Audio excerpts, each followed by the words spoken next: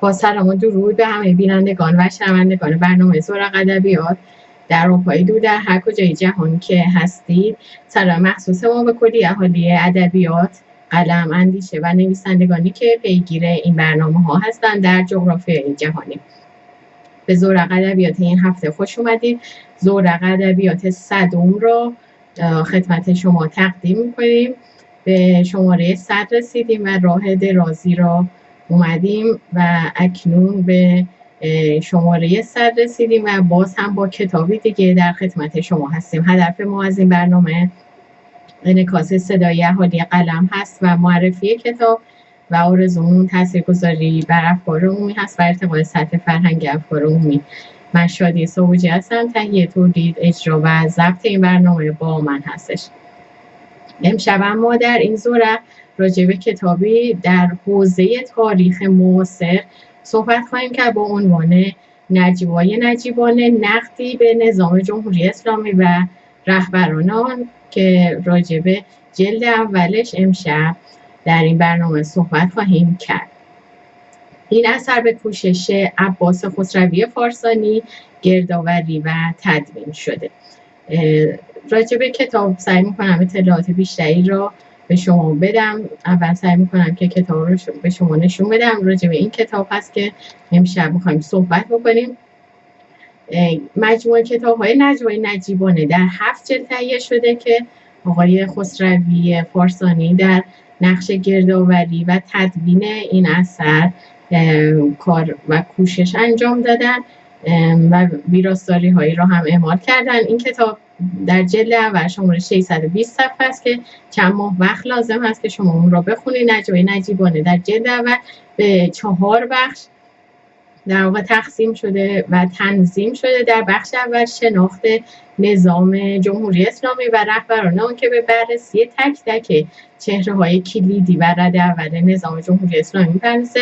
در بخش دوم نوشته‌هایی در چیستی و چرایی نامه‌نگاری به رهبران نظام جمهوری اسلامی هست. در بخش سوم نامه‌ها از روح الله هست که در برگیرنده نامه‌های آقای خمینی به افراد و اشخاص مختلف هست. در بخش چهارم با عنوان نامه‌ها به روح الله که در برگیرنده مکاتبات و نامه‌هایی است که به روح الله خمینی نوشته شده، از جمله مکاتبات ابوالحسن بنی صدر با روح الله خمینی، ابوالحسن بنی صدر با احمد خمینی و یا حسن خمینی و نامه‌هایی از این دست. یک پاراگراف از کتاب رو انتخاب کردم، صفحه 187 هست تا در ابتدای برنامه بخونم. اینطور اومده: فرج سرکوهی یک از دوستان سعیدی سیرجانی و از نویسندگان ناراضی ایران بعدها فاش ساخت که پس از اعلام خبر مرگ سعیدی سیرجانی، شخص سعید امامی که معاونت وقت امنیت وزارت اطلاعات رو بر عهده داشت با وی و سایر اعضای فعال کانون نویسندگان در تهران تماس گرفته و به آنها هشدار داده بود که از برگزاری هر گونه مراسم ختم یا تجلیل برای سعیدی سیرجانی خودداری کنند. در غیر این صورت خود آنان نیز همگی به سرنوشت سعیدی سیرجانی دچار خواهند شد. در زمان بازداشت و مرگ سعیدی سیرجانی، علی خامنه‌ای رهبر نظام جمهوری اسلامی بود و همچنین اکبر هاشمی رفسنجانی ریاست جمهوری را بر عهده داشت. محمد یزدی قوه قضاییه، علی فلاحیان وزارت اطلاعات، علی اکبر ناطق نوری ریاست مجلس شورای اسلامی را بر عهده داشتند. علاوه بر آنها وزارت فرهنگ و ارشاد اسلامی جمهوری اسلامی نیز بر عهده مهندس مصطفی میرسلیم بود. پس از مرگ سعیدی سیرجانی، خانواده وی و نیز سازمان‌های مدافع حقوق بشر و دوستان و همفکران و سایر نویسندگان و فعالان نامدار سیاسی در داخل و خارج از کشور خواستار نبش قبر و معاینه جسدش توسط پزشکان بی‌طرف شدند، اما مقامات وزارت اطلاعات جمهوری اسلامی به شدت با این خواسته مخالفت کردند. این یکی از بندهای کتاب بود که در ابتدای برنامه خوندم. بینندگان عزیز، امشب با زورقمون به شهر میشیگان آمریکا در واقع سفر خواهیم کرد و میزبان یکی دیگه از اهالی کلمه خواهیم بود. آقای عباس خسروی فارسانی امشب مهمان برنامه ما هستند آقای خسروی خیلی خوش آمدید به برنامه خودتون، برنامه زورق ادبیات. بفرمایید. اگر لطف کنید صداتون نمیاد. من هم عرض درود ادب دارم خدمت شما خانم سابجی گرامی. خیلی تشکر میکنم از اینکه من رو مهمان زورق ادبیات خودتون فرمودید و همینطور دست مریضات و خسته نباشید میگم. خیلی خوشحالم که در صدمین برنامه در خدمت شما هستم و این پشتکار و همت و تلاش شما واقعا شایسته تقدیر هست و همینطور از همینجا عرض ادب و احترام دارم خدمت همه هموطنانم در سرزمین مادری و سپاس از دعوت شما. آقای خسروی، با توجه به اینکه شما اولین بار هست که در این برنامه شرکت میکنید، اگر لطف کنید راجع به خودتون یه توضیح مختصری به مخاطبان و بینندگان این برنامه که کمتر با شما آشنایی دارن بفرمایید. زندگی نامه مختصری از خودتون برای مخاطبان زورق ادبیات بگید. اینکه عباس خسروی فارسانی کی هست، چیکار میکنه، در چه زمینه تحصیلات داشته، زندگی رو چطور گذرونده و خیلی خلاصه عباس خسروی فارسانی را از زبان عباس خسروی فارسانی برامون معرفی کنید. خواهش میکنم. این مقداری خب آدم زندگی نامه گفتن به زبان خودش شاید خیلی راحت نباشه. در یک کلمه میتونم بگم یک فرزند کوچک ایران هستم، اما من متولد در واقع 10 اسفند سال 1357 هستم. خب اینو در واقع شناسنامه من اول فروردین 58 است، ولی مادر عزیزم خب یعنی من متولد 10 اسفند 57 هستم. میشه تقریبا 18 روز بعد از انقلاب ناکام جمهوری اسلامی و این انقلابی که به تعبیری نسل‌های بسیاری رو سوزاند. توی خانواده معمولی به دنیا آمدم. نمیتونم بگم خانواده مذهبی، خانواده معمولی که حالا در یه شهر کوچیکی توی استان کوچیک و محروم چهارمحال و بختیاری اونجا متولد شدم. خب دوران اوایل زندگی رو به طور معمول گذراندم، وارد مدرسه شدم و تقریبا اوایل دوره راهنمایی بود دیگه تو اون فضای ایدئولوژیک دهه 60 و این مسائل. خب طبیعتاً تمام نظام‌های ایدئولوژیک سعی می‌کنن جوان‌ها رو به سمت مغزشویی سوق بدن و اوقات فراغت حالا جدای از بحث‌های دیگه که بود، خب من به کلاس‌های قرآن و نمیدونم احکام و اینجور مسائل سوق پیدا کردم و از همون آغاز شروع کردم به حفظ قرآن.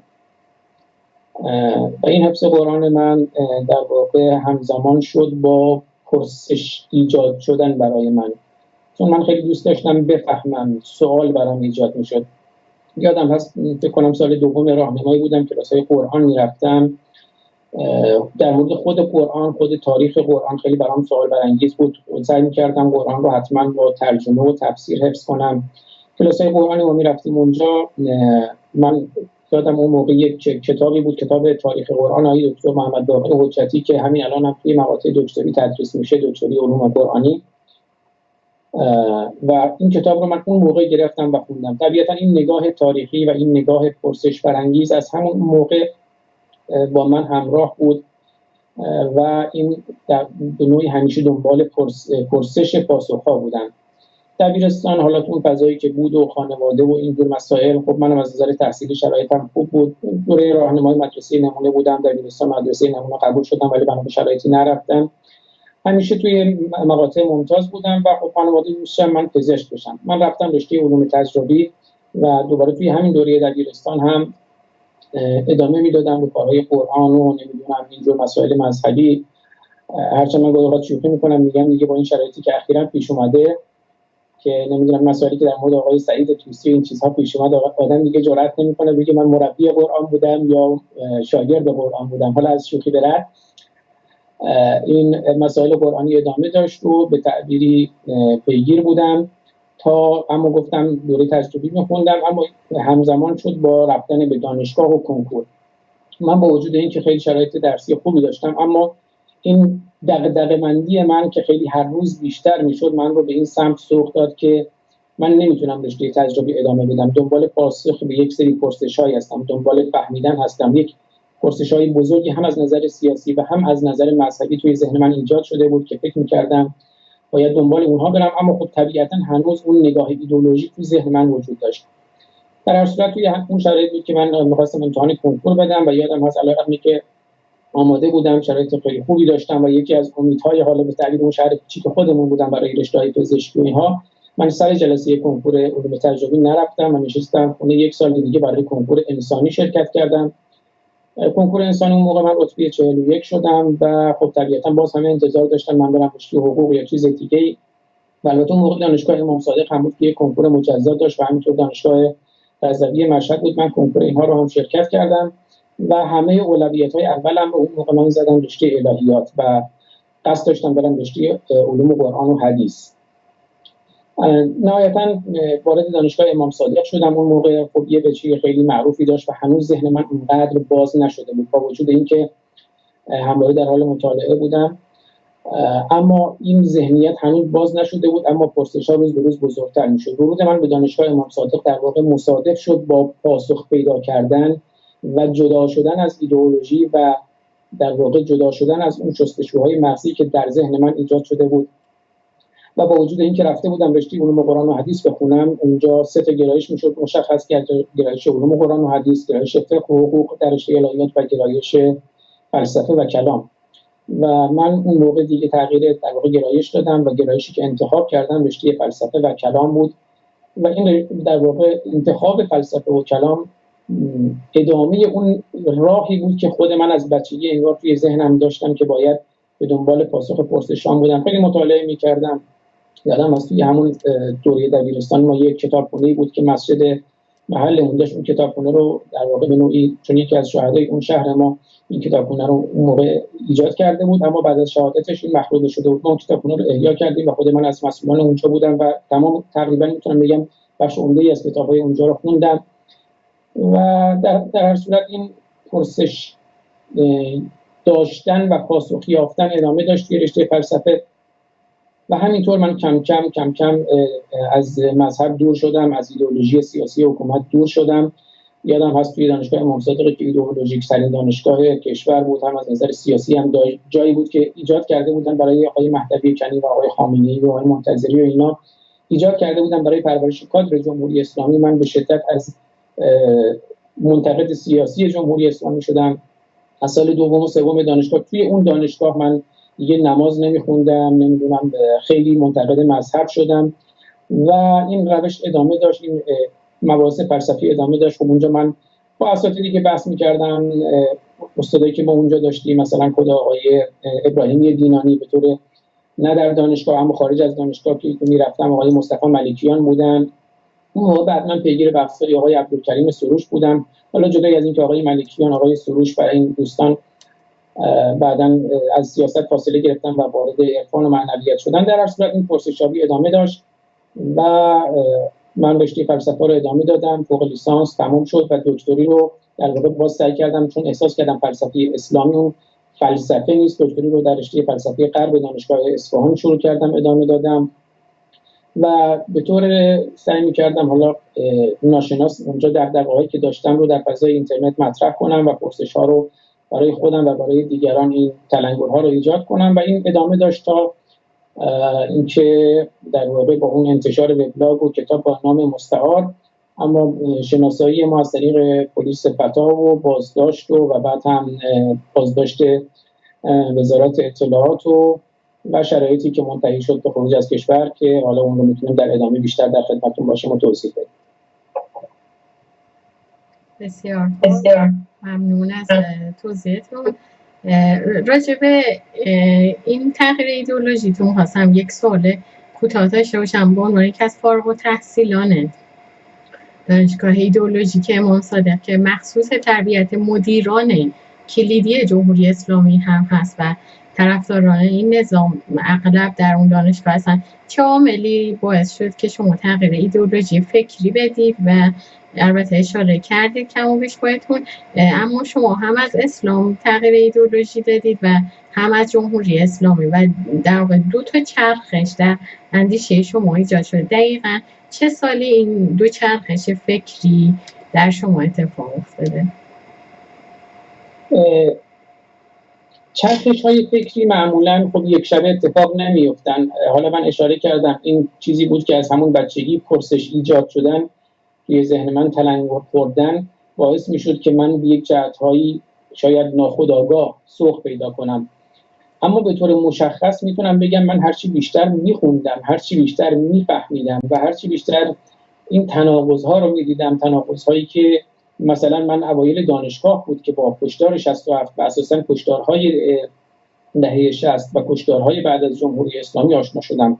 اون ذهنیتی که در ذهن ما ایجاد کرده بودن یه دفعه برام فرو ریخت و یک تناقض‌های اخلاقی برام ایجاد شد که من قرآن رو موقعی که میخوندم وقتی میدیدم مثلا توی قرآن صراحتاً یک چیزایی گفته شده که با هیچ اصول اخلاقی سازگار نیست و این ناسازگاری‌های اخلاقی خب برای من بسیار سخت بود. من آدم بسیار از نظر اخلاقی حساسی هستم و توی اون شرایط ترجیح میدم که اینا یعنی چی، به ما چیز دیگه‌ای گفتن، اینجا چیز دیگه‌ای از صراحت قرآن، صراحت عملکرد مسلمان‌ها، عملکرد اسلام، تاریخ اسلام رو که می‌خوندم، تاریخ قرآن رو که می‌خوندم، خود قرآن رو که می‌خوندم، عملکرد جمهوری اسلامی رو به عنوان یکی از نماینده‌های اسلام می‌دیدم که هرچی هم احساس می‌کردم که بگم نه اینا نماینده اسلام واقعی نیستن، نه می‌دیدم واقعا تازه اینا اون اسلام واقعی رو که خیلی شاید پلیدتر از اون چیزی هم هست که جمهوری اسلامی پیاده میکنه، نه اسلام چیزی به نام اسلام واقعی پاک ما نداریم. اون ناپاکی که در جمهوری اسلامی می‌دیدم و اون ناپاکی که در خود اسلام می‌دیدم خب طبیعتا من رو دچار پرسش می‌کرد و این پرسش به دنبال پاسخ بودم و وقتی پاسخ‌هایی پیدا می‌کردم این پاسخ‌ها بود که البته هیچ وقت پاسخ‌های قطعی نبودن. من مثلا فوق لیسانسم رو پایان نامه فوق لیسانسم در واقع یک موضوعی بود در مورد خود بحث وجود خدا، شرطبندی پاسکال که البته علیرغم همه من محدودیتایی که مثلا آقای علم‌الهدی که اون موقع معاون آموزشی دانشگاه بودن، احمد علم‌الهدی ایجاد کردن، در هر صورت اون پایان‌نامه دفاع شد، اما از یک موضعی بود که موضع اخلاقی بود و موضع فلسفی بود و دوره دکتری رو من به خاطر همین دغدغه‌های اخلاقی در رشته فلسفه غرب گرفتم، تمرکزم رو گذاشتم روی فلسفه اخلاق.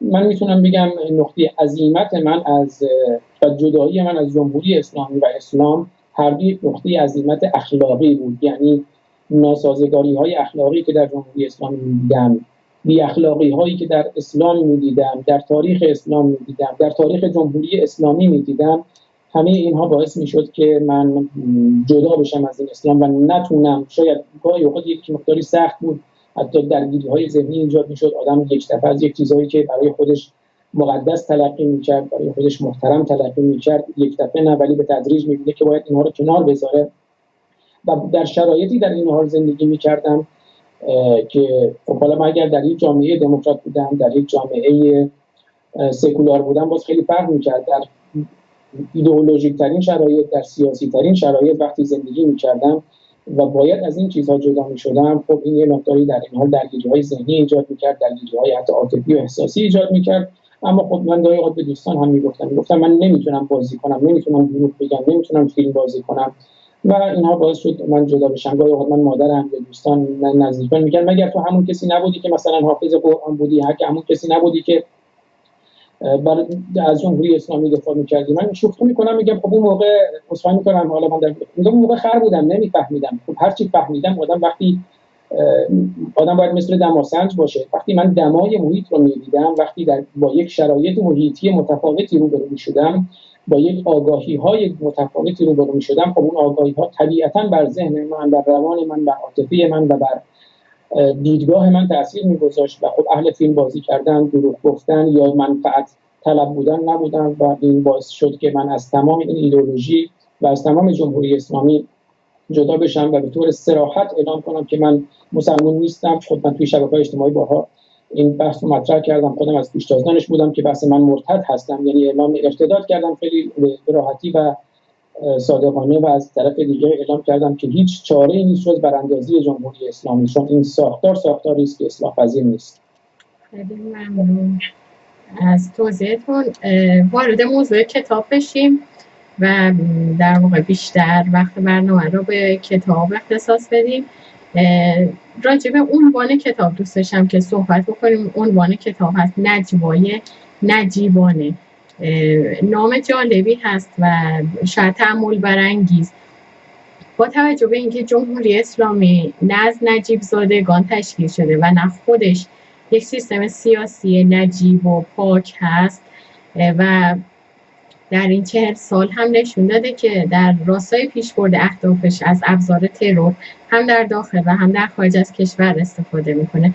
برای اطلاع بینندگان بگم که در انقلاب فرانسه در عرض 3 سال موضوع ترورها در واقع ساماندهی شد و دوران ترور به اتمام رسید، اما در انقلاب ایران هنوز پس از 40 سال سفره ترور همچنان پهن هست و به نوعی میشه گفت که این سیستم نانجیب هست. چرا و با چه استدلالی شما به عنوان گردآورنده این اثر نام کتاب رو نجواهای نجیبانه گذاشتید؟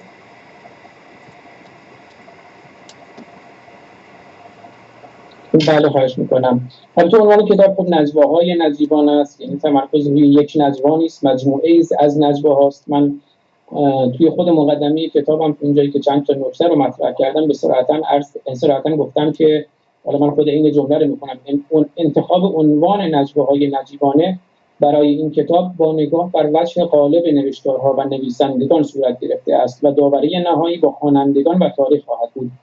و نکته دیگه که میخوام عرض کنم این است که عنوان کامل کتاب نجواهای نجیبانه نقد نظام جمهوری اسلامی و رهبران آن هست. در واقع این نجواهایی هستند که در نقد جمهوری اسلامی نوشته شدن، نه اینکه من معتقد باشم جمهوری اسلامی نجیب است. جمهوری اسلامی نانجیب ترین حکومت معاصر هست، حتی اگر نگیم نانجیب ترین حکومت تاریخ.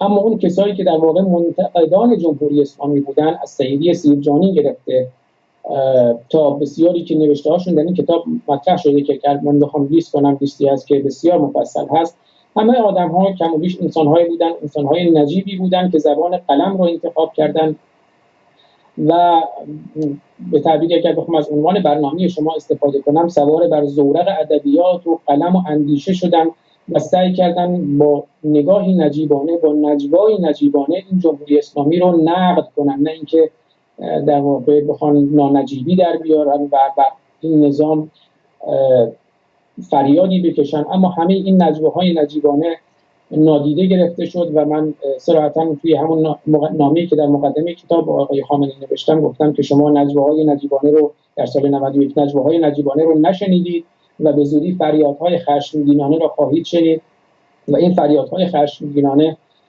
فریادهایی هست که ما امروز هر روز میشنویم و فکر می‌کنم این فریادها به زودی بنیاد جمهوری اسلامی رو برخواهد انداخت. بسیار خوب. آقای خسروی، شما الان خودتون هم اشاره کردید که نجواهای نجیبانه است. این کتاب هم همونطور که در مقدمه برنامه به بینندگان گفتم 7 جلد هست.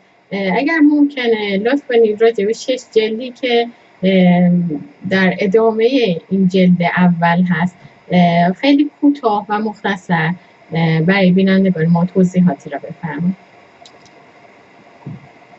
خواهش میکنم. فهرست مطالب خب خیلی تفصیلی است، فکر میکنم خود فهرست مطالب کتاب حدود 40-50 صفحه باشه، اما اگر من میخوام خیلی خلاصه اون رؤوس کتاب رو بگم، جلد اول رو شما اشاره فرمودید که حالا آشنایی با ساختار جمهوری اسلامی و رهبران اون هست و این نوشتاری هست که اساساً چرا باید نامه‌نگاری بشه به رهبران جمهوری اسلامی، چه فایده‌ای داره این نامه‌نگاری‌ها، آیا گوش شنوایی برای اینها هست. خب بعد ادامه پیدا می‌کنه جلد اول نامه‌هایی که خود روح الله خمینی به دیگران نوشته و نامه‌هایی که به روح الله خمینی نوشته شده.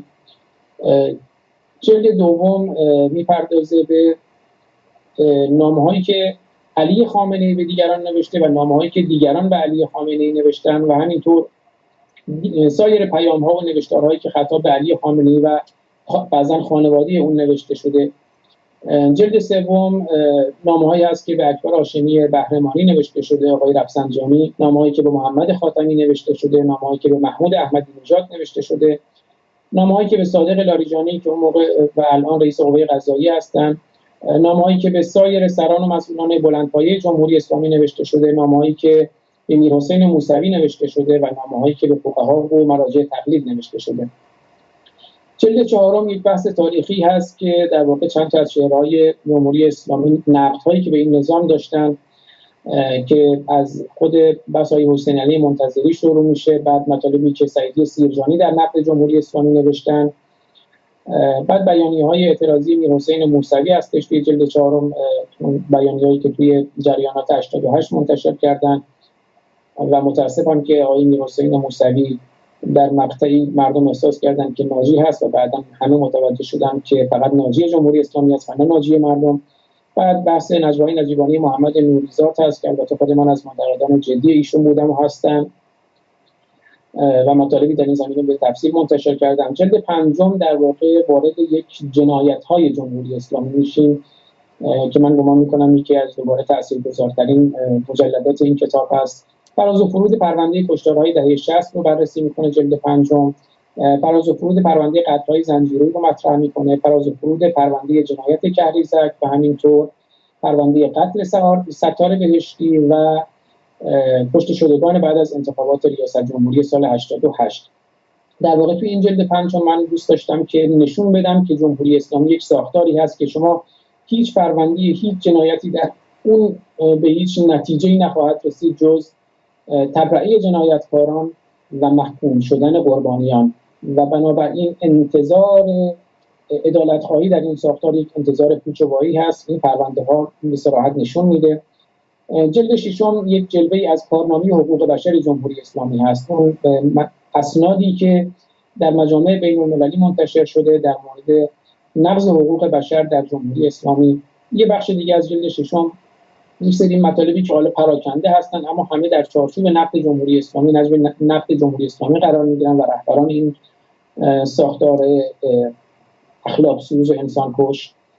و جلد هفتم و آخرین جلد در واقع خود حالا شاید اینجا یه مقداری مرتبط هر هم باشه با بحث ادبیات، یه گزیده‌ای هست از یه سری سروده‌های سیاسی و اجتماعی و همینطور متون ادبی سیاسی و اجتماعی و یک بخشی از اون هم یه عنوانی هست که یک موقعی در وبسایت خودنویس منتشر شد. فکر می‌کنم یکی از نوشته‌های خیلی خوب هست، شبیه اون چیزی که ما در قلعه حیوانات داریم، یک نقد سیاست با یک طنز تلخ و در این حال مؤثر که عنوان این مطالب بود حیواناتی که بر ما حکومت کردند، که من عمیقا معتقدم این کسانی که در جمهوری اسلامی حکومت میکنن افرادی هستند که ما اونها را میتونیم با حیوانات تشبیه کنیم و از هر گونه ساختار انسانی به تعبیری میتونم بگم که دور هستند. البته من نمیخوام اینها رو به تعبیر فلسفی انسان زدایی کنم و اونها رو در معرض جنایت دیگر قرار بدم، اما طبیعتاً کارهایی کردن که من فکر میکنم از قساوت حیوانی هم بدور و این اعمال اینها رو منتسب کردن به اعمال حیوانی شاید این مقداری ظلم به حیوانات باشه. و این مجموعه 7 جلدی بود که به خیلی خلاصه من عرض کردم خدمتتون و تفسیرش خب خیلی وقت میبره. آقای خسروی، راجع به محتوای کتاب می‌خواستم صحبت کنیم که شما بیشتر محتوای کتاب رو خودتونم عنوان کردید در مقدمه که از ویکی‌پدیا در واقع گرفتی و جمع‌آوری کردی. اطلاعات آنلاین این روزها در دسترس همه هست و شاید کم و بیشتر ایران فیلتر روش، اما ویکی‌پدیای فارسی موضوعیه که کمی چالش برانگیز هست، منبع 100% درست و موثقی برای مطالعه تاریخ معاصر ایران نیست. بسیاری از این صفحات ویکی‌پدیا توسط خود ارتش سایبری جمهوری اسلامی باز شده و خیلی اطمینانی به روایت تاریخی این صفحات در ویکی‌پدیا نمیشه داشت، چون امکان دخل و تصرف و ویرایش در اون هست و هر کس دلش میخواد میتونه در اون داده ها دست ببره. چه ضرورتی داشت که شما کار گردآوری مطلبتون را بر اساس ویکی‌پدیا انجام بدید که خیلی شاید صحت و سقم تاریخی و سفت و محکمی نداشته باشه و چطور میشه با دیدگاه علم تاریخ به صحت مطالب درج شده در کتاب شما اطمینان داشت؟ بله، من شاید اگر شروع کنم که چجور شد این کتاب تدوین شد بهتر بشه به این مطلب رسیدم. عرض کردم من خودم رو در مسیر فهمیدن قرار دادم، در مسیر واقعیت قرار دادم، در جریان رود تاریخ قرار دادم. وقتی در جریان این رود قرار گرفتم شروع کردم خودم رو در مواجهه با این امواج قرار دادم. یعنی یک موج گسترده‌ای من دنبال اطلاعات بودم، یک موج گسترده‌ای از اطلاعات به سمت خودم روانه کردم. این اطلاعات خود عرض کردم از جاهای مختلف بود. من میخوندم و در این حال من یک ذهنیت و از همون بچگی یک ذهنیت دایره المعارفی داشتم. یعنی دوست داشتم مطالب رو از همه جا بفهمم و در این حال یک ذهنیت دیگه که داشتم، دوست داشتم مطالب رو آرشیو کنم، دوست داشتم اینها رو داشته باشم برای مراجعه. خب طبیعتا دانشگاه رفتن و ساختار، آشنایی با ساختار پژوهش و روش تحقیق و اینها به من کمک میکرد و همینجور که پیش می اومدم با این روش احساس کردم که فقط من خودم بفهمم کفایت نمیکنه. من باید وقتی یک چیزی رو میفهمم باید دیگران رو هم سعی کنم نسبت به اون مطالب آگاه کنم. اگر من از یک بندی آزاد شدم، اگر من از یک قیدی آزاد شدم، چرا دیگران رو هم از این قید بند آزاد نکنم؟ و خب این باعث شد که احساس کنم که بهتر هست که این مطالبی رو که میخونم با دیگران هم به اشتراک بذارم، اما نیازی نیست دیگران بدونن من کی هستم چی هستم. خب اینا رو من سعی کردم با اسم مستعار منتشر کنم. اما در مورد ویکی‌پدیا خب اون موقع من میخوندم جای مختلف، اما ویکی‌پدیا احساس کردم یک چیزی هست که حالا سهل الوصول‌تر هست و یک نوعی عقل جمعی درش هست و حالا اونجا من خیلی داوری‌های تاریخی رو سعی نکردم مستند کنم. مثلا اینکه آقای خمینی کی متولد شده، کی مرده، چه کتابایی داشته، آقای خامنه‌ای کی بوده، شرایط زندگیش چی بوده، اون چیزایی که بیشتر اگر مثلا 50 سال دیگه خب آقای نوریزاد یه موقعی مطلبی در مورد محمد نوریزاد در مورد کتاب نوشتن، گفتن من با اطمینان میگویم اثر نافذ نجواهای نجیبانه در آینده مرجع بسیاری از احتجاجات تاریخی انقلاب اسلامی برای نویسندگان و فیلمسازان و داستانسرایان و هنرمندان و تاریخ‌نگاران خواهد بود. فرض کنیم حالا در سالهای آینده یک هنرمندی، یک نویسنده‌ای بخواد که در الان امروز ما زندگی نمی‌کنه، بخواد بدون آقای خمینی کی بوده، آقای خامنه‌ای کی بوده، یک زندگی نامه از اینا بخواد بدونه، یک مختصری از روش و سبک اینها بدونه، احساس کردم که این یک چیزی است که سهل الوصول هست، یک چیزی است که نوعی عقل جمعی در اون هست، چون میشه نویسنده‌های مختلف اینو ادیت کنن و هر روز در واقع به روز میشه. احساس کردم که این یک چیزی است که حالا در این فقر تاریخی که ما داریم در مورد جمهوری اسلامی، این میتونه یک نگاه اجمالی به ما بده. اما اگر اون نگاه تفصیلی رو بخوایم، خب طبیعتاً این کتاب متولی اون نبودی که زندگی نامه مثلا آقای خامنه‌ای یا خمینی رو به تفصیل و تاریخ بررسی کنه و فکر میکنم در این حال مضمونا و از نظر محتوا خود این مطالبی که تو این کتاب منتشر شده همه عملکرد اینها رو به داوری تاریخی میگذارن و این داوری تاریخی هست که در اینجا بعد از مطالعه همه این مطالب به فرد یک جمع بندی میده، یک دورنما میده که اینها کی بودن و چه کردند. اما این مقدمه به عنوان یک مقدمه اولیه در مورد زندگی نامه و شرایط اولیه زندگی اینها و یک دورنمایی داشتن، فکر کردم که میتونه مثمر ثمر باشه در این فقر تاریخی که ما امروز داریم. یعنی مثلا ما یک مطلب مستقلی در مورد آقای خامنه‌ای نداریم، یک مطلب مستقلی در مورد آقای خمینی نداریم. میتونم بگم که در عین حالی که اینها هم قابل ویرایش هستن، قابل اعمال نفوذ هستن حتی از طرف خود جمهوری اسلامی، اما تا حدودی میتونم بگم برای داشتن یک دورنما جزء بهترین منابع میتونه باشه و سهل الوصول هست. بسیار خب، به مقدمه این کتاب بپردازیم. یه نکته شما در مقدمه مطرح کردید که دوست داشتم اینو با من پرسش مطرح کنم. در تیر ماه 1391 توسط پلیس فتا اصفهان شما شناسایی میشید و تحویل مأمور اداره اطلاعات اصفهان میشید و رئیس بازداشتگاه اداره اطلاعات اصفهان با بررسی کتاب نجواهای نجیبانه و همینطور وبلاگ اون اینطور به شما میگه که اگر آمریکا و اسرائیل میلیاردها دلار خرج میکردن نمیتونستن همون کاری را بکنن که تو به صورت رایگان انجام دادی. پرسشم اینه که شما دقیقاً چه کاری کرده بودید که رئیس اداره اطلاعات اصفهان به چنین جنبندی رسیده بود و این موضوع دقیقاً به طور واضح در کتاب مطرح نشده؟ توضیحات بیشتر را شما بفرمایید. خواهش میکنم. خب من توی این شرایط با مجموعه‌ای از افراد روبرو شدم بعد از بازداشت. خب من 2 روز اول توی بازداشتگاه آگاهی اصفهان و بازداشتگاه فتا بودم. اونجا خب جدا از خود بازجویای پلیس فتا، سرهنگ خسروی بودن که البته فقط شباهت فامیلی رو بنده داشتن، که اون موقع رئیس پلیس فتای اصفهان بودن و الان رئیس فکر می‌کنم آگاهی اصفهان هستن. خب ایشون خیلی دنبال این بود، میگفت شما نمیدونم ارتباطاتی دارین با آمریکا و اسرائیل، که من خندم هم میگیره. گفتم خب چه ارتباطی من میتونم داشته باشم؟ بازجویای اونجا طبیعتاً خب به نتیجه نرسیدن چون چیزی وجود نداشت، اما بعد از 2 روز من رو منتقل کردم به بازداشتگاه الفتای اصفهان که بازداشتگاهی بود که توی خود زندان مرکزی اصفهان هست و یه زندان دستگیر که ما می‌دونیم بخش زیادی از اعدام‌های دهه 60 اصفهان در این زندان صورت گرفت. اونجا هم خب من یه سری بازجو داشتم که اونها رو هیچ وقت ندیدم.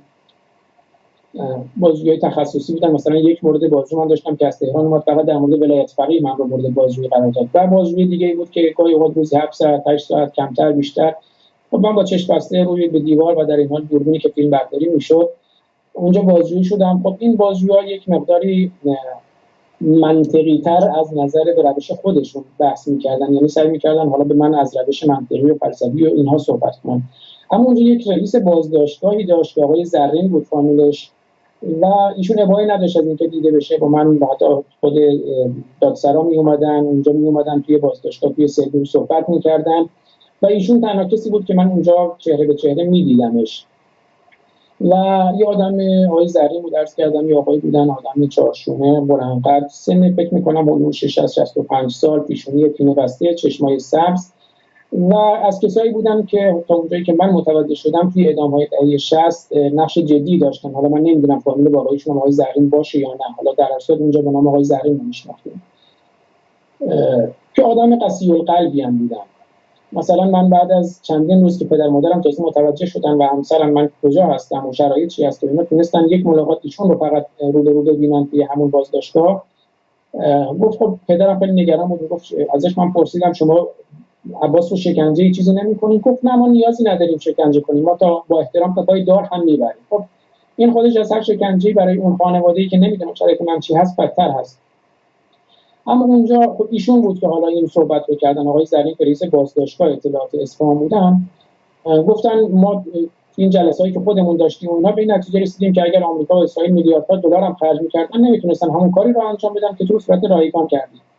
که من البته توی همین مقدمه کتابم گفتم فارغ از اغراق محمل او و اینکه شاید به معنای دقیق میلیاردها دلار توجه نداشت، یعنی اصلا نمی‌فهمید میلیاردها دلار یعنی چه، باید بگویم که نیاز به میلیاردها دلار نیست. آگاهی سرانجام رهایی بخش خواهد بود و جرم من فقط آگاهی بخشی بوده است. حالی شما از آگاهی و بیداری مردم می‌ترسید و من هدف خود را یافتن راهی به رهایی از راه آگاهی می‌دانم و می‌دانم که رهایی رایگان نیست.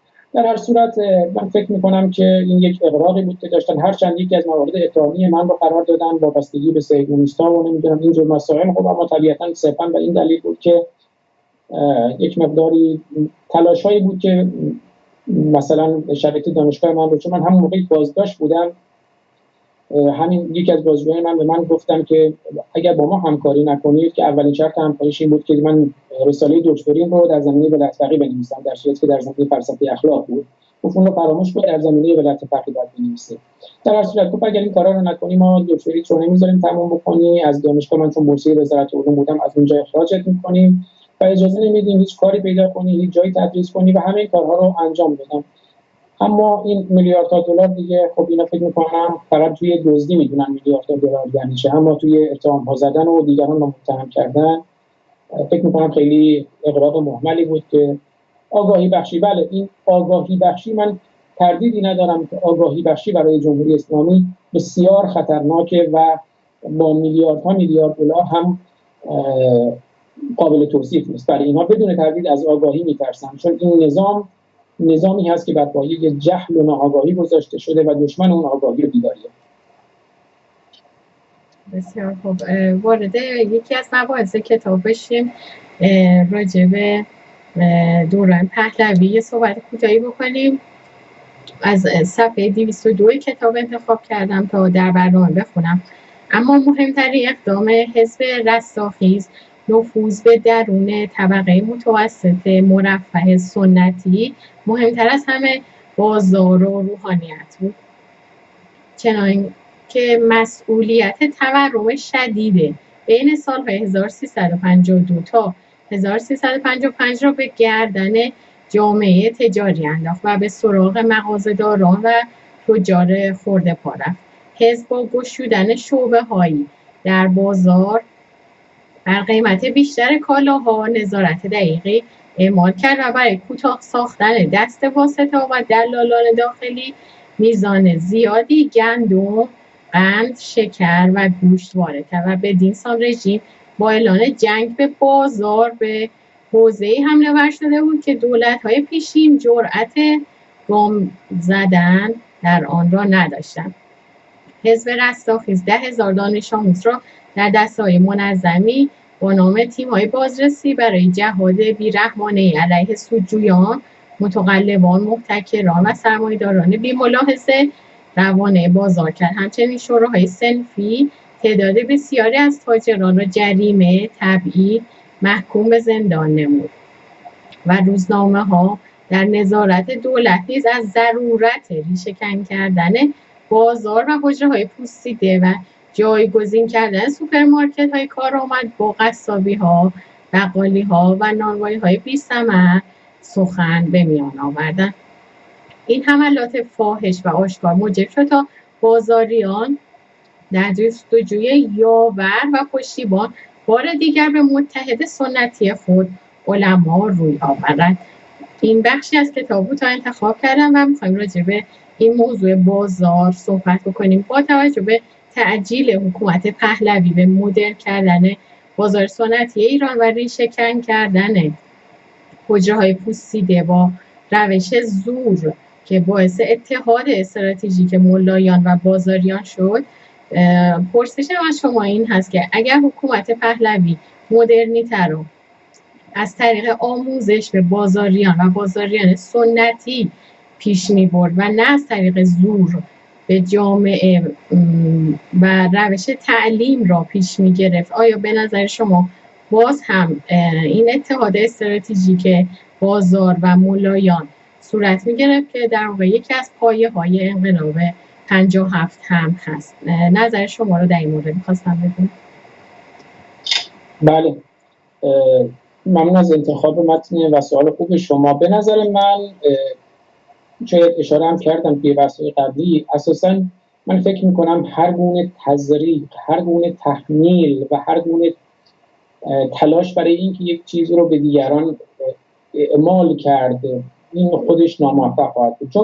جمهوری اسلامی به نوعی و حکومت پهلوی به نوع دیگه، هر دوی اینها سعی کردن مردم رو در واقع به نوعی مورد تحمیل چیزی قرار بدن. حالا حکومت پهلوی سعی کرد مدرنیته رو به مردم تحمیل کنه بدون اینکه اون مدرنیته هنوز وارد جامعه شده باشه و برعکس اون جمهوری اسلامی سعی کرد سنت نه به معنی محبوب و خوب اون سنت در معنای ارتجاعی اون رو به مردم تحمیل کنه، یعنی مردم رو برگردونه به 1400 سال پیش و اون صحرای تبدیلی عربستان و اون فرهنگی که در اونجا بود که اون فرهنگ شاید برای اون روز خودش شاید ویژگی مثبتی هم داشت، من نمیخوام بحث بکنم. اما حکومت پهلوی به نوعی سعی کرد مدرنیته رو به مردم تحمیل کنه و جمهوری اسلامی سعی کرد به نوعی ارتجاع رو به مردم تحمیل کنه و هر دوی اینها شکست خوردن. به گمان من اگر حکومت پهلوی توسعه سیاسی رو همراه می‌کرد با توسعه اقتصادی و اجتماعی موفق بود و جمهوری اسلامی برعکس اون سعی کرد در واقع از همه اینها فاصله بگیره، نه توسعه سیاسی، نه توسعه اجتماعی و نه توسعه فرهنگی، اما مردم در جمهوری اسلامی فراتر از جمهوری اسلامی رفتن و متاسفانه در حکومت پهلوی به جای اینکه همراه مدرنیته بشن از اون عقب موندن. این در واقع عدم ناهماهنگی بود که انقلاب رو شکل گرفت و امروز ما رو شکل داد. بنابراین من فکر میکنم که باید خود مردم آگاه بشن، خود مردم پیش بیفتن و هر تلاشی که ما بکنیم که دیگران رو چیز رو بهشون تحمیل کنیم اون ناموفق هست. اما در مورد بازاری که شما اشاره کردید، خب ما میدونید آخوند یک موجود انگل هست، هیچ تعارفی نداریم. آخوند نه اهل تلاش هست نه اهل کار هست.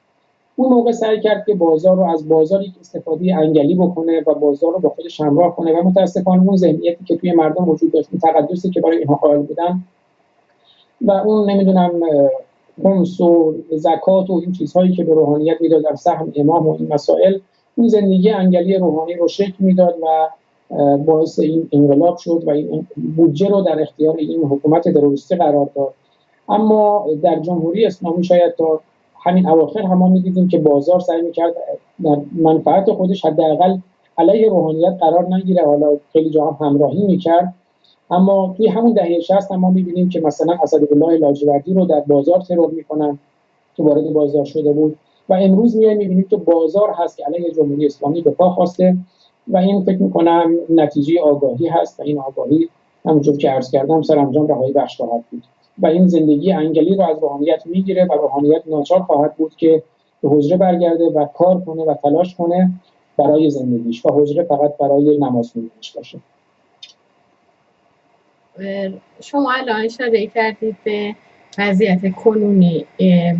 به اعتراضات دی ماه 96 نگاه بکنیم که به نوعی بازار نقش پررنگ‌تری را ایفا کرده. از دی ماه 96 در دو خیزشه، بعد از دی ماه 96 در تیر ماه و مرداد ماه هم بازاریان به دلیل بی‌ثباتی شدید قیمت ارز، نوسانات شدید اقتصادی، فشار تحریم‌ها و همچنین تورم چند صد درصدی ایران به نوعی علیه سیستم حکومت حالا بازاریان متحد شدن و پرسشم از شما این هست که این بار بازاریان اتحاد استراتژیک با ملایان همونند 57 نخواهند داشت.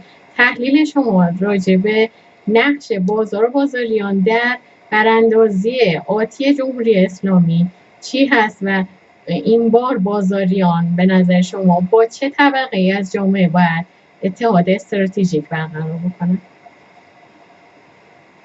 بله، به نظر من میرسه که اقتصاد همواره یکی از اساسی ترین بنیانهای زندگی رو تشکیل میده. یعنی تردیدی نیست. من فکر میکنم چند سال پیش بود یک مطلب نوشتم پروژه گذار به جمهوری اسلامی پس از خامنه‌ای و معتقد بودم که یک سری تلاش میکنن که جمهوری اسلامی رو بعد از خامنه‌ای حفظ بکنن با یه سری رنگول و آبها و یه سری بزک‌هایی و فکر میکنم این پروژه همچنان در جریان هست.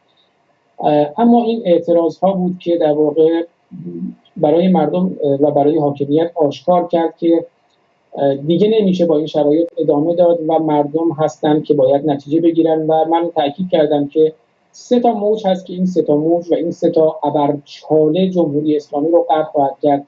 من فکر میکنم یکی تلاش آزادی خواهان هست، یکی موج آزادی خواهان هست، یکی من نمیخوام حالا اینجا تعبیری که به کار میبرم سوء تفاهم بشه که من منظورم این هست که مردم ایران حالا گرسنه هستن، در این یکی گرسنه هستن، اما این گرسنگی همراهی با یک عزت نفس و یک نجابتی هست و من فکر میکنم در این حال مردم که گرسنه هستن این گرسنگی دوباره یک موج ایجاد خواهد کرد و مطلب دیگه تشنگی مردم هست، بحران آب هست. این کشاورزانی که بیکار شدن در اصفهان، در اصفهانی که شهر خوب شماست و شهر من هم هست و من قبل از اینکه از کشور خارج بشم در اصفهان زندگی می‌کردم 5 سال.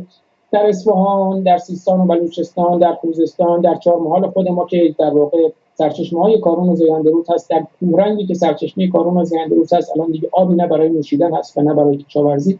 من فکر می‌کنم این 3 تا موج تشنگان، گرسنگان و آزادیخواهان این 3 تا موج به هم خواهد پیوست و بنیان جمهوری اسلامی را بر خواهد انداخت.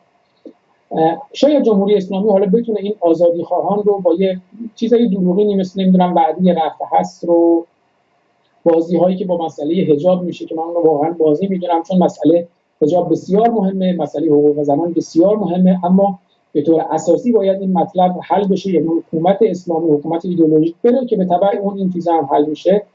اما این بازی هایی که در میبرن این بازی ها رو شاید بتونن موج آزادی خواهان رو متوقف کنن، اما موج آزادی خواهانی که در این حال گرسنه هستند، بیکار هستند، تشنه هستند، آبی برای نوشیدن ندارن، هوایی برای نفس کشیدن ندارن، فقط گرد و غبار و خاک نفس میکشن، اینها هست که جمهوری اسلامی بی‌کفایتیش برای مردم ثابت میشه. و اینکه من همیشه تاکید کردم جمهوری اسلامی یک حکومت قرون وسطایی نیست، یک حکومت صدر اسلامی هست، چون صدر اسلام به هر حال از نظر زمانی مقدم بر قرون وسطا هست، از نظر تاریخی مقدم هست و از نظر فرهنگی هم برای ما خب به یک مقداری ملموس‌تر هست و ما نزدیک‌تر. این حکومت صدر اسلامی رفتنی است، وجود داره اما سوخت و سوز نداره و من فکر می‌کنم همینطوری که در مقدمه کتاب هم گفتم همین الان هم یه مقداری شاید دیر هم شده و حکومت جمهوری اسلامی در واقع سرنگون شده و فقط جنازه گندیده اون روی زمین مونده و منتظر دفن در قبرستان تاریخ است. با این حال من جواب پرسشم رو نگرفتم که بازاریان الان با چه طبقه از جامعه باید اتحاد استراتژیک داشته باشه؟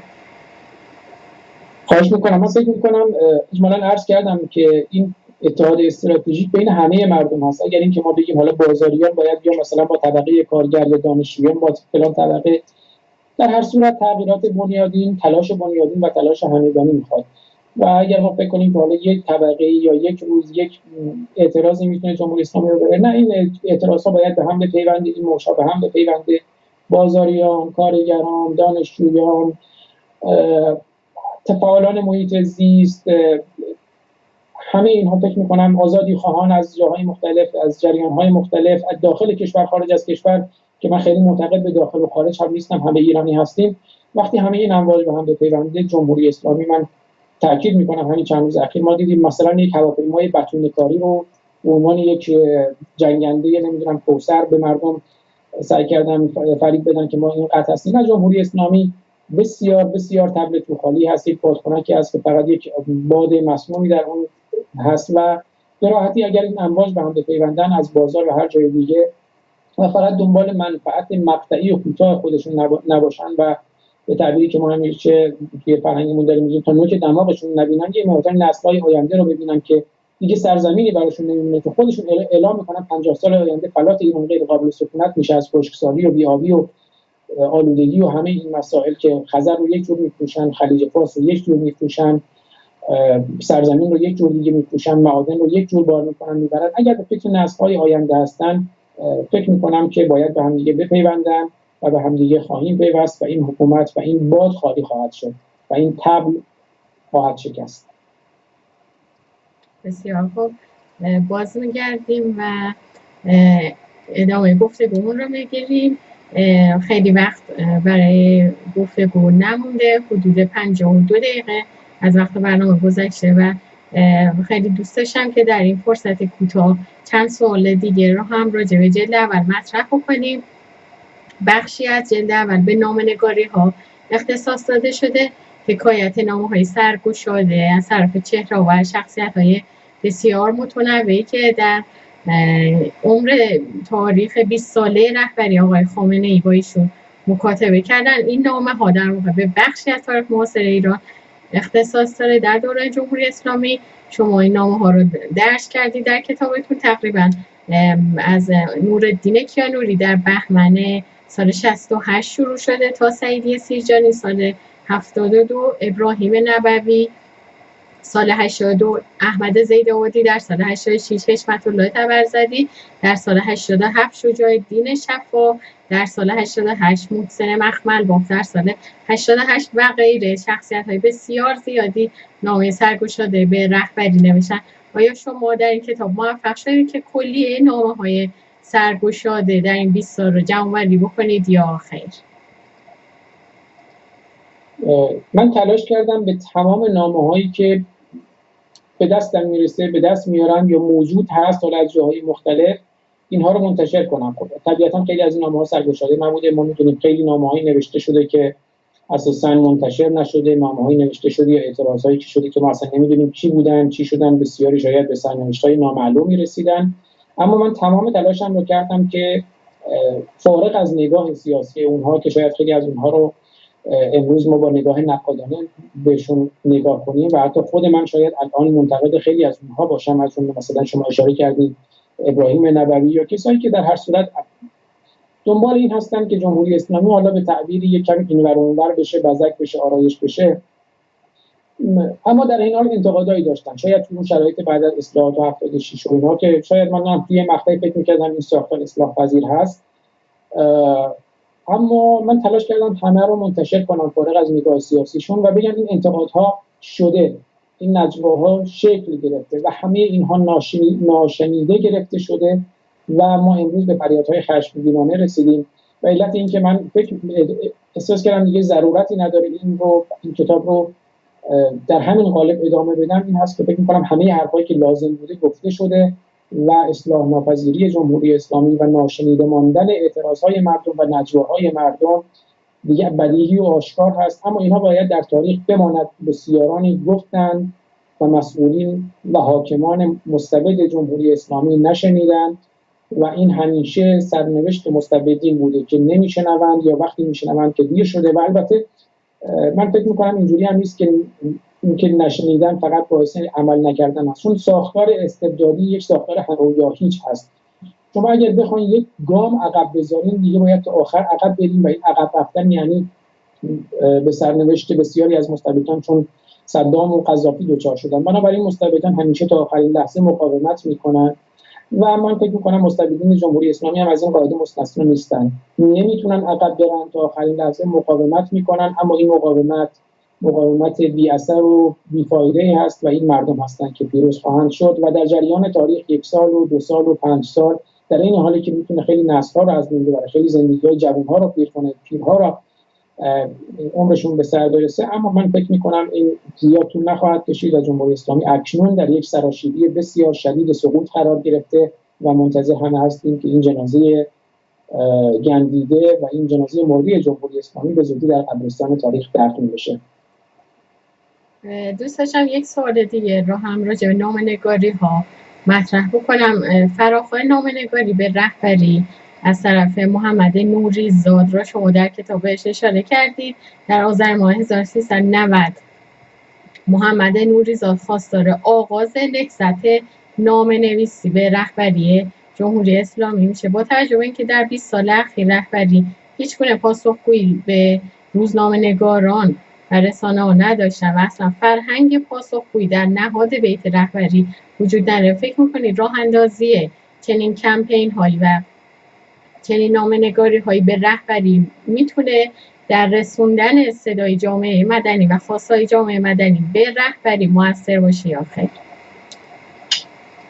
این رسوندن صدا در شرایطی هست که این صدا رسانده نشده باشه.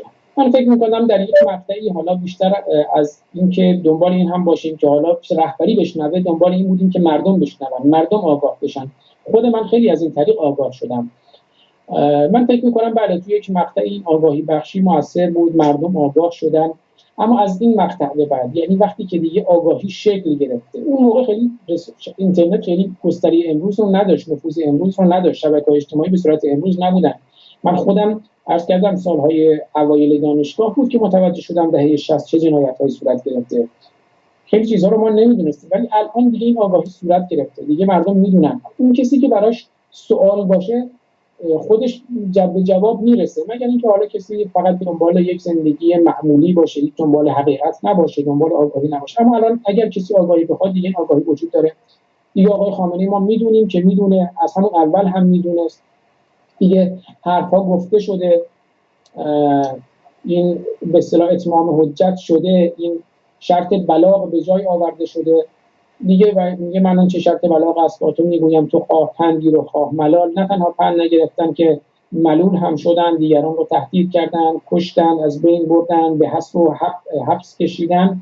همین مسائل گذشته دیگه من فکر میکنم مردم آگاه هستن و اینها هم شنیدن، اما این شنیدن معنی این نیست که بخوان تغییر جهت بدن. تغییر جهتی در جمهوری اسلامی صورت نخواهد گرفت و از این به بعد دیگه حالا ممکنه دیگرانی هم بنویسن، حالا خیلی از این نامه‌هایی هم که نوشته شده میگفت آقا شما بیاین اصلاح بشین، بیاین با مردم بشین، شاید نمیدونیم بیاین بدونیم، ولی دیگه ما میدونیم که اینها میدونن، میدونیم که دیگه نمیخوان به حرف مردم گوش بدن، میدونیم که اصلاح پذیر نیستن و از این مقطع دیگه گذر کردیم. دیگه نامه‌نگاری، حالا یه مدت پیش آقای صادق زیبا کلام هم اومدن همین مطلب رو مطرح کردن، بهشون میگفتم خب آقای زیبا کلامی که در واقع خیلی خودش میگفت مردم هر روز به من فحش میدن که شما روحانی رو باعث شدیم ما رئیس جمهور بشه و رأی بهش بدیم و اینا، من رو بازخواست میکنم. حالا دیگه وقتی جواب نداشت میگفت بیا حالا به آقای خامنه‌ای نامه‌نگاری کنیم، آقای صادق زیبا کلام.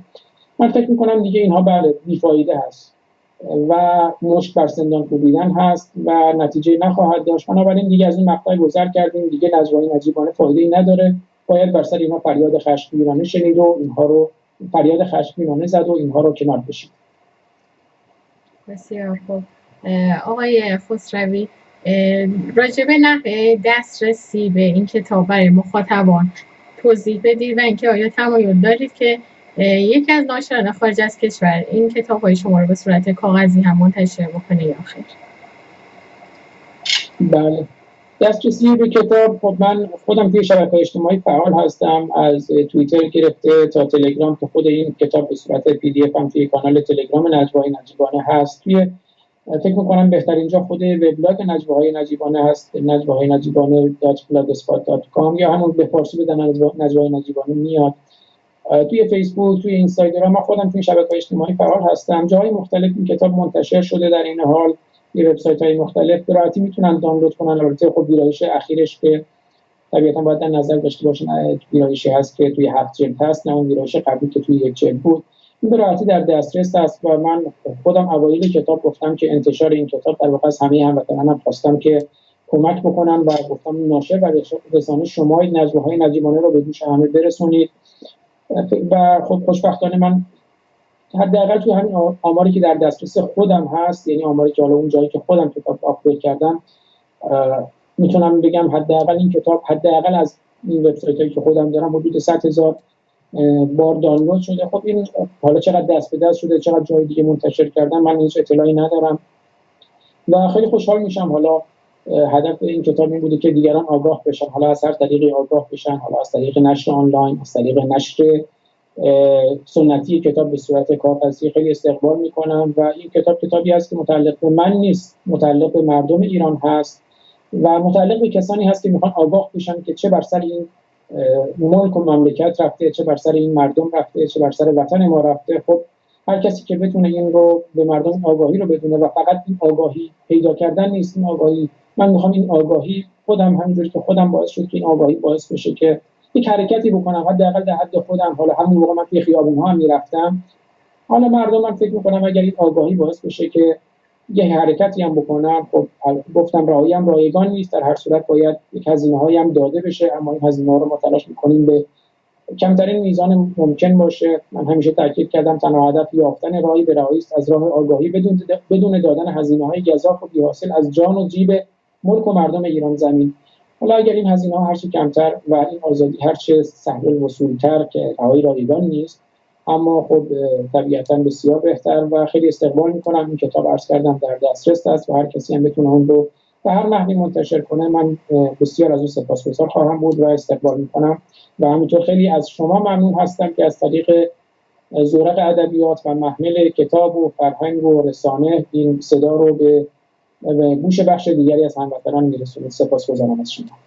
خیلی ممنون آقای خسروی فارسانی که در این گفتگو شرکت کردید. وقت برنامه ما به انتها رسیده. با تشکر از شما که وقتتون رو در اختیار افکار عمومی قرار دادید تا بتونیم راجع به این کتاب صحبت بکنیم. بینندگان عزیز، امیدوارم که شما هم تا این موقع گفتگوی ما رو دنبال کرده باشید. تشکر میکنم از شما به خاطر همراهیتون تا این موقع، تا انتهای مصاحبه. این برنامه هدفش آگاهی رسانی فرهنگی به افکار عمومی هست و ما امیدواریم که مسائل آگاهی رسانی فرهنگی نقشی در بهبود سرنوشت ایرانیان داشته باشیم. این برنامه مستقل هست. برای دیدن برنامه‌های ما میتونید به شبکه‌های اجتماعی مراجعه کنید. در تلگرام، در یوتیوب و در فیسبوک صفحات ما هست و مصاحبه ها و برنامه‌های ما را پیگیری بکنید. بعد از این برنامه هم شما رسانه ما باشید. آقای خسروی، به عنوان خداحافظی اگر سخنی با بینندگان دارید بفرمایید تا برنامه رو به انتها ببرید. خواهش می‌کنم. من به عنوان سخن پایانی فقط یک بخش کوچیکی از یکی از پاراگراف‌های اون نامه‌ای که در اولی کتاب آقای خامنه‌ای نوشتم رو می‌خونم و سپاسگزاری از شما و مخاطبان برنامه. راه رهایی ایران و ایرانیان، سرنگونی جمهوری اسلامی و تشکیل حکومتی مدافع آگاهی، آزادی، دموکراسی و حقوق بشر است. تاکنون تمام راه‌ها و تلاش‌ها برای اصلاح این رژیم به شکست انجامیده است و از این پس نیز هر تلاشی در راستای اصلاح این نظام بی‌نظام و گندیده و تزیین و مشاطه‌گری نقش ایمان این خانه از پای بست ویران گشته، آزموده را آزمودن و خطایی محکوم به هزیمتی محتوم و آب در هاون و مشت بر سندان کوفتن و باد درو کردن است. چرا که این رژیم از لحاظ بنیانهای نظری، کارنامه و ظرفیت عملی و نیز ساختار قانونی اصلاح پذیر نیست. از این رو به صراحت میگویم که من سرنگونی طلب جمهوری خواه هستم و سرنگونی جمهوری اسلامی دشمن جمهور مردم را میخواهم. آری، من برانداز نرم از طریق آگاهی بخشی هستم، چرا که اطمینان دارم آگاهی مردم سرانجام به آستانه‌ای خواهد رسید که به سرنگونی جمهوری جهل پرور اسلامی منتهی خواهد شد. البته این خواسته شخصی من نیست، بلکه با شناختی که از جامعه ایران دارم این را برآیند خواسته گسترده و اکثریت مردم ایران می‌دانم. خیلی ممنون از شما خانم سابجی گرامی. متشکرم از شما آقای خسروی فارسانی، مهمان برنامه ما بودن. این مصاحبه هم در حافظه تاریخی برنامه زورق ادبیات ثبت شد. با تشکر از همه شما بینندگان عزیز، پیروز و پاینده باشید. خدا نگهدار.